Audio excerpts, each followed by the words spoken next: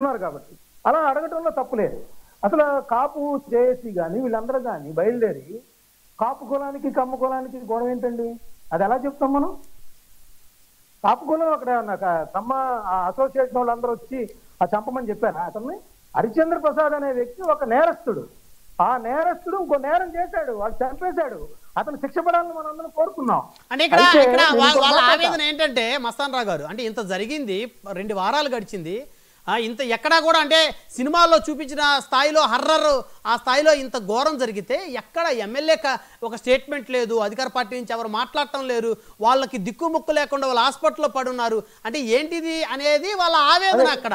ఇదే గనక ఆ కారుతో గుద్ది చచ్చిపోయిన ఆ లక్ష్మీనాయుడు వీళ్ళందరూ కనుక తెలుగుదేశం కార్యకర్తలు కనుక అయినట్టయితే ఖచ్చితంగా ఎమ్మెల్యే వచ్చేవాడు కదా, ఇది రాష్ట్ర వ్యాప్త ఇష్యూ అయ్యేది కదా, ముఖ్యమంత్రి గారు 1 కోటి రూపాయలు వారికి నష్టపరిహారం రిలీజ్ చేసేవారు కదా అనేది వారి ఆవేదన అక్కడ. నరేంద్ర గారు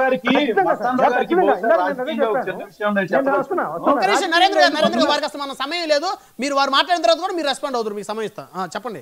రాజకీయంగా కూడా చెబుతున్నా, ఎందుకంటే జనసేన పార్టీని ఎక్కువ మంది కాపులు ఓన్ చేసుకున్నారు, అది బహిరంగ రహస్యం. దానిలో భాగంగా ఏంటంటే కాపులందరూ కూడా ఏమైనా జరగగానే పవన్ కళ్యాణ్ గారు స్పందించాలనేది ఒక డిమాండ్ వస్తా ఉంది. అదొకటి. రెండోది ఏంటంటే జనసేన ఏదైతే నియోజకవర్గాల్లో గెలిచిందో, లేకపోతే రాష్ట్ర వ్యాప్తంగా 175 నియోజకవర్గాల్లో ఉందో అక్కడ తెలుగుదేశం పార్టీకి సంబంధించి డామినేషన్ జరుగుతూ ఉంది.